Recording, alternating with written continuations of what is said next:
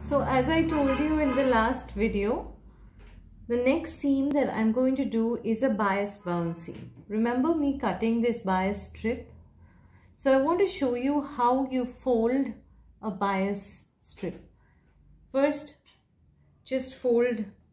Remember, the fabric stretches, so it's very important not to stretch it. Do not stretch and pull the fabric. Just use your nail to press down. See, I'm scraping it with my nail and creating an edge. So I have folded one side down. I'm repeating that with the other side. So I fold a little bit more on one side and a little less on one side. Okay.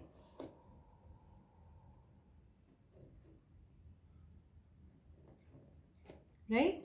Now, again, I fold this in half, and that is a bias strip. This is what with which you do piping, you do bias binding. Now, this bias binding can be found some places it's ready-made, sometimes you make it for yourself depending upon what your requirement is. If you want your bias binding to match with the garment that you're making, or the cushion cover you're making, or the skirt you're making, or whatever it is you're making, then sometimes we cut and make these strips for ourselves. So, but how does one put on? So again, this time I'm not going to stitch the seam for you. As you can see, this is a plain seam. And I'm going to put a bias bound seam on. Now, remember, see what, I don't know whether you can see it. I'm guessing you can, which is that it's uneven. One side is longer than the other, right? One side is longer. So we're going to take the shorter side.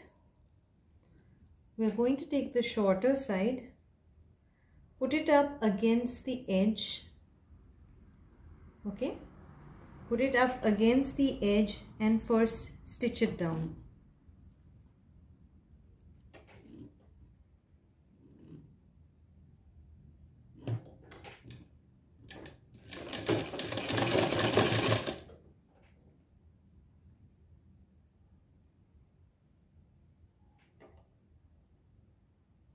Line it up nicely along the edge, and where do I stitch? The fold line. The fold line is where I stitch. Okay, so exactly where it has been folded, see this fold, can you see I'm opening the fold? That's where I'm going to stitch. So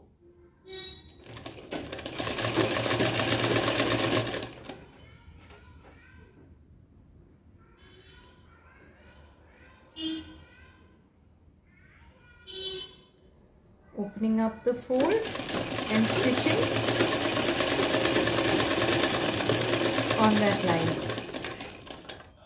Why is this important? Because when I fold this, as you can see, this has been stitched along the fold line, so it easily flattens out. Okay, now I'm going to take this around and fold it here. This is, remember, this is the side which is little wider. So I'm going to take it around and fold it here, just past the line of stitching. Why does that help? If I take it just past the line of stitching and stitch, then unless you see it, it's difficult to explain. I'm going to take it just past the line and stitch.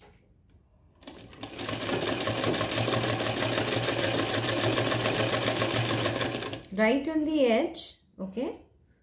What it does is it helps me ensure that my stitch stays, oops, okay, sorry, we're having a little puckering here.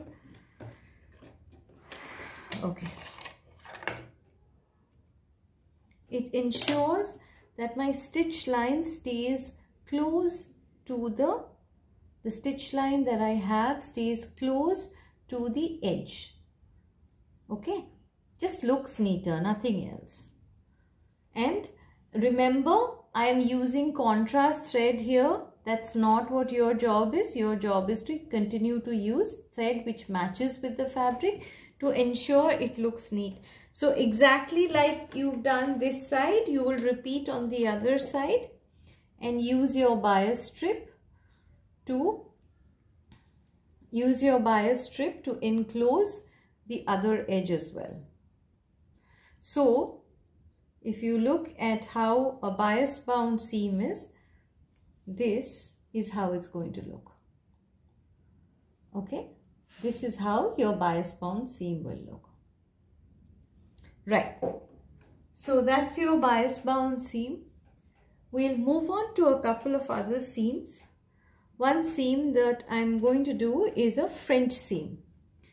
So French seam is very common for fine fabric when we use georgettes or chiffons, because why? It conceals the edge. Now because the fabric that we are talking about, a georgette or chiffon, is translucent, if the seam raw edges show on the inside of the garment or inside of whatever you're stitching, then it just looks untidy, right?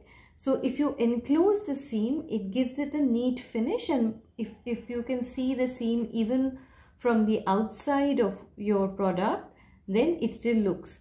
Now, one huge difference in a French seam is I've written on this side just to sort of show you this is the right side of the fabric. So far, all the seams I was doing, I was stitching the wrong side of the fabric. Now, in a French seam, I start with the right side of the fabric. And I do a very, very narrow seam at the edge.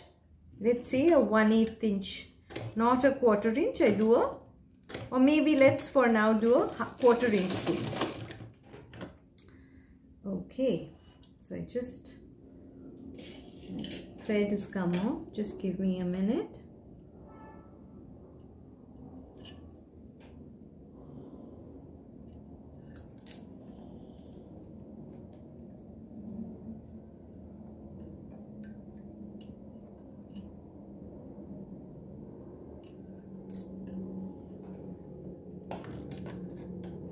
So I'm going to do a 1/4 inch of a seam.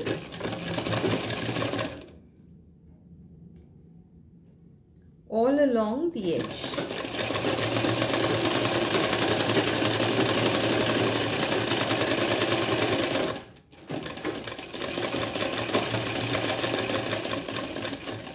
The next part is essential. The next part involves, once you've done your 1/4 inch seam, the next part is essential. I'm using my tiny thread trimming scissors, but it should be good enough. I trim the seam.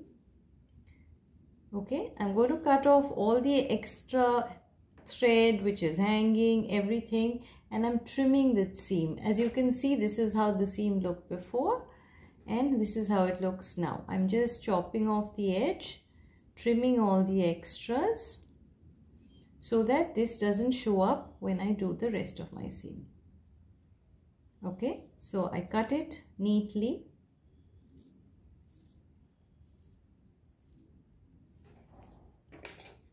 Right?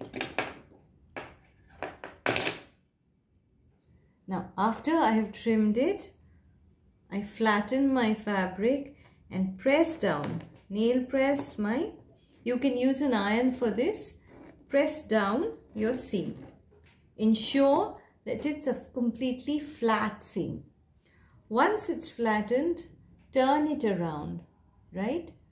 Turn it around so your seam is, can you see, it's on the inside. Turn it around, right? And now, if my seam was 1/4 inch, I will stitch it enough to enclose that seam. So right now, instead of a 1/4 inch, I'm going to have about 3/8 or little bit close to, let's say 3/8 of an inch for my seam.